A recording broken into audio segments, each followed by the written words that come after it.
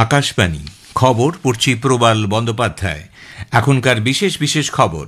কেন্দ্রীয় অর্থমন্ত্রী নির্মলা সীতারামন বলেছেন, জিএসটি সংস্কারের সুবিধা সকল স্তরের মানুষের কাছে পৌঁছানো নিশ্চিত করতে অর্থমন্ত্রক পণ্যের মূল্যের উপর নজরদারি চালাচ্ছে। ব্রহ্মস শুধুমাত্র একটি ক্ষেপণাস্ত্র নয়, দেশীয় প্রযুক্তির সক্ষমতার চূড়ান্ত নিদর্শন বলে দাবি করেছেন প্রতিরক্ষামন্ত্রী রাজনাথ সিং।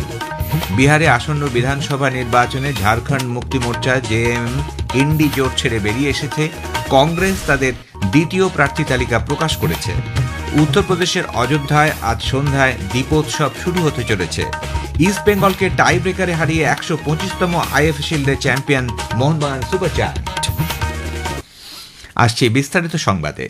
কেন্দ্রীয় অর্থমন্ত্রী নির্মলা সীতারামন বলেছেন, জিএসটি হারে সংশোধনের সুবিধা যাতে সকল স্তরের মানুষের কাছে পৌঁছে যায় তা নিশ্চিত করতে অর্থমন্ত্রক 54টি পণ্যের মূল্যের ওপর নজরদারি চালাচ্ছে।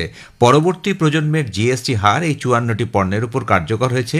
নতুন দিল্লিতে গতকাল জিএসটি সাশ্রয় উৎসব সংক্রান্ত এক যৌথ সাংবাদিক সম্মেলনে কেন্দ্রীয় অর্থমন্ত্রী নির্মলা সীতারামন বলেন, দ্বিতীয় পর্যায়ে জিএসটি সংস্কার দেশের অর্থনীতিকে নতুন গতি দিয়েছে। Two-wheeler sales increased 21.60 lakh units. Hero Motors apparently saw the highest ever monthly sales. And so is the passenger vehicle dispatch, which is 3.72 lakhs in September alone. And overall, therefore, just in those 9 days, there's been a flurry of buying and selling. So every sector has come out. অর্থমন্ত্রীর সঙ্গে উপস্থিত ছিলেন তথ্য সম্প্রচার মন্ত্রী অশ্বিনী বৈষ্ণব এবং বাণিজ্য ও শিল্পমন্ত্রী পীয়ূষ গোয়েল।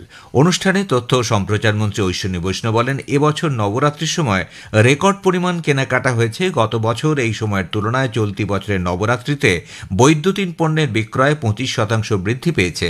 জিএসটি সংস্কারের পরে হ্রাস পেয়েছে খাদ্যপণ্যের দামও।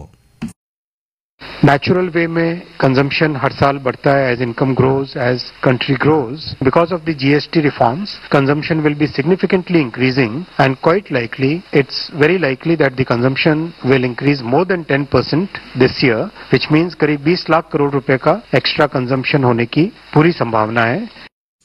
বাণিজ্য শিল্পমন্ত্রী পীয়ূষ গোয়েল বলেছেন, নবরাত্রিতে যানবাহন বিক্রির হার অত্যন্ত বেড়েছে এবং ইলেকট্রনিক্স বাজার যাবতীয় সব রেকর্ড ভেঙে দিয়েছে। শ্রী গোয়েল বলেন, আন্তর্জাতিক অস্থিরতার মধ্যেই দেশে বিকাশের গতি এতটাই শক্তিশালী ও স্থিতিশীল রয়েছে, এর ফলে আন্তর্জাতিক অর্থভাণ্ডারও তার পূর্বাভাস পরিমার্জন করে ভারতের বিকাশ হার 6.6% হবে বলে জানিয়েছে। প্রতিরক্ষামন্ত্রী রাজনাথ সিং বলেছেন, ব্রহ্মস শুধুমাত্র একটি ক্ষেপণাস্ত্র নয়, এটি দেশীয় প্রযুক্তির সক্ষমতার এক চূড়ান্ত নিদর্শন।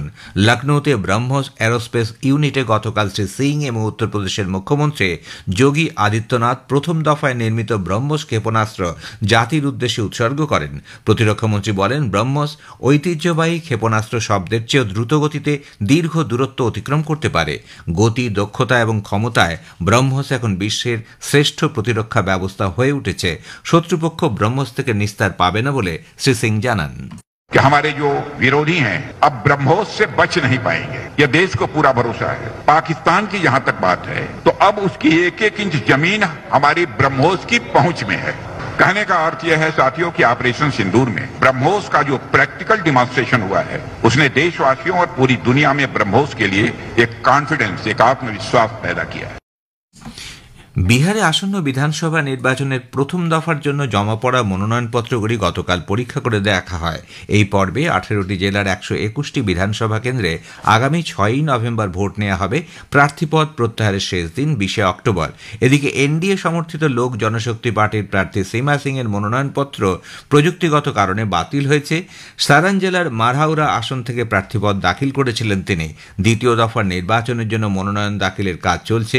বেশ কয়েকজন বিশিষ্ট প্রার্থী তাদের মনোনয়নপত্র জমা দিয়েছেন। প্রাক্তন মুখ্যমন্ত্রী বিজেপি প্রার্থী তারাকিশোর প্রকাশ কাটিহার কেন্দ্র থেকে তার প্রার্থীপদ দাখিল করেন। এই দফায় ভোট গ্রহণ 11ই নভেম্বর। কৈমুর কেন্দ্রে জেডিইউ প্রার্থী জামা খান, নওয়াদায় ওয়ারিস আলীগঞ্জ থেকে আরজেডি প্রার্থী অনিতা দেবী মনোনয়ন জমা দিয়েছেন। অন্যদিকে নির্বাচনের দিনে এগিয়ে আসার সঙ্গে সঙ্গে জমে উঠছে ভোটের প্রচার। হরিয়ানা, ত্রিপুরা, ওড়িশা এবং গোয়ার মুখ্যমন্ত্রীরা এনডিএ প্রার্থীর সমর্থনে গতকাল একাধিক জায়গায় জনসভা করেন। ঝাড়খণ্ড মুক্তি মোর্চা জেএমএম বিহার বিধানসভা নির্বাচনের আগে ইন্ডি জোট ছেড়ে বেরিয়ে এসেছে। বিহারে 6টি আসনে তারা আলাদাভাবে প্রার্থী দেবে বলে দলের কেন্দ্রীয় সাধারণ সম্পাদক সুপ্রিয় ভট্টাচার্য জানিয়েছেন। এই আসনগুলি হল চাকাই, ধামাহা, কাটোরিয়া, মণিহারি, জামুই এবং পীরপাইনতে। আগের নির্বাচনেও ঝাড়খণ্ড মুক্তি মোর্চা এই আসনগুলিতে প্রার্থী দিয়েছিল। বিহার বিধানসভা নির্বাচনে কংগ্রেস 5 জন প্রার্থীর দ্বিতীয় তালিকা প্রকাশ করেছে। নারকাটিগঞ্জ আসনে শাশ্বত কেদার পাণ্ডে প্রতিদ্বন্দ্বিতা করবেন। অন্যদিকে কিষানগঞ্জ আসন থেকে প্রতিদ্বন্দ্বিতা করবেন মোহাম্মদ কামরুল হোদা, মোহাম্মদ ইরফান আলম কসবা, জিতেন্দ্র যাদব পুনিয়া এবং মোহন শ্রীবাস্তব গয়া টাউন বিধানসভা কেন্দ্র থেকে নির্বাচনে লড়বেন।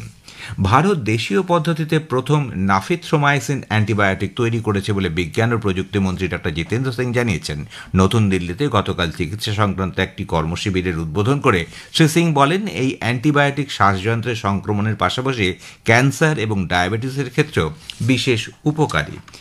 চাঁদের উপর সূর্যের করোনাল মাস ইঞ্জেকশন সিএমই এর প্রভাব এই প্রথম চন্দ্রযান 2 এর পর্যবেক্ষণ করেছেন বলে ভারতীয় মহাকাশ গবেষণা সংস্থা ইসরো জানিয়েছে।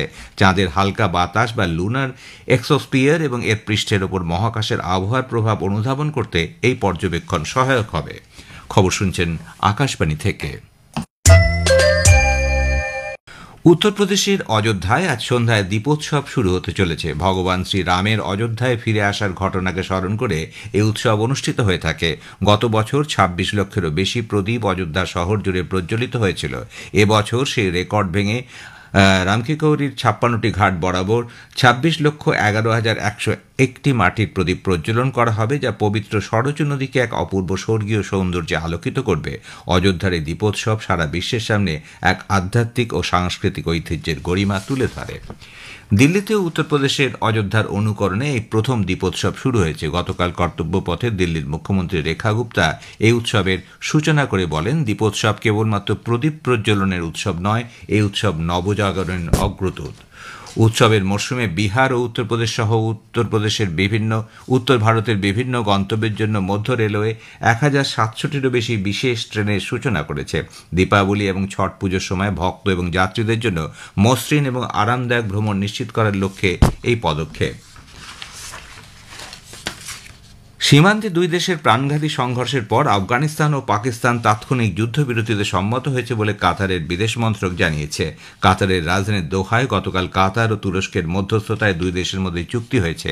এক বিবৃতিতে কাতারের বিদেশ মন্ত্রক জানিয়েছে, আলোচনার সময় উভয় পক্ষই তাৎক্ষণিকভাবে যুদ্ধবিরতি এবং দুই দেশের মধ্যে স্থায়ী শান্তি ও স্থিতিশীলতা নিশ্চিত করার লক্ষ্যে একটি প্রক্রিয়া তৈরি করার জন্য পরবর্তী বৈঠকে সম্মত হয়েছে। এদিকে আফগানিস্তানের প্রধানমন্ত্রী মোল্লা মোহাম্মদ হাসান আকুন সম্প্রতি সীমান্ত সংঘর্ষ উত্তরোত্তর বৃদ্ধি পাওয়ায় পাকিস্তানকে দায়ী করেছেন। তিনি বলেন, ইসলামাবাদ আফগান সীমান্তে প্রথম সংঘর্ষ শুরু করে। তালিবান সরকারের মুখপাত্র জাবিউল্লাহ মুজাহিদ জানিয়েছেন, মালয়েশিয়ার প্রধানমন্ত্রী দাতো মোহাম্মদ আনোয়ার ইব্রাহিমের সঙ্গে গতকাল টেলিফোনে আফগান প্রধানমন্ত্রী কথা বলার সময় এই মন্তব্য করেন।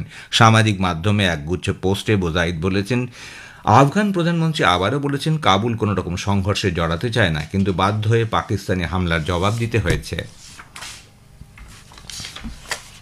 মোহনবাগান সুপার জায়ান্ট 125তম আইএফএ ফুটবলের চ্যাম্পিয়ন হয়েছে। সল্টলেকের যুব ভারতী ক্রীড়াঙ্গনে গতকাল ফাইনালে ট্রাইব্রেকারে মোহনবাগান 5-4 গোলে ইস্টবেঙ্গলকে হারিয়ে দেয়। নির্ধারিত সময় খেলার ফল 1-1 ছিল। ভারত আজ মহিলাদের একদিনের ক্রিকেটে বিশ্বকাপের ম্যাচে ইংল্যান্ডের বিরুদ্ধে খেলবে। খেলা শুরু হবে দুপুর 3টে। দুটি দলই 4টি করে ম্যাচ খেলেছে। ভারত 4 পয়েন্ট সংগ্রহ করে পয়েন্ট তালিকার 4র্থ স্থানে। ভারতীয় আবহাওয়া দপ্তর আইএমডি আজ কেরালা, মাহে এবং লাক্ষাদ্বীপের বেশ কিছু জায়গায় বিক্ষিপ্তভাবে ভারী থেকে অতি ভারী বৃষ্টিপাতের পূর্বাভাস দিয়েছে। একই সঙ্গে কর্ণাটক, তামিলনাড়ু, পুদুচেরি, করাইকাল এবং আন্দামান ও নিকোবর দ্বীপপুঞ্জের কিছু অংশেও ভারী বৃষ্টিপাতের সম্ভাবনা রয়েছে। শেষ করার আগে বিশেষ খবরের কিছু অংশ আবার পড়ছি। কেন্দ্রীয় অর্থমন্ত্রী নির্মলা সীতারামন বলেছেন, জিএসটি সংস্কারের সুবিধা সকল স্তরের মানুষের কাছে পৌঁছানো নিশ্চিত করতে অর্থমন্ত্রক পণ্যের মূল্যের উপর নজরদারি চালাচ্ছে।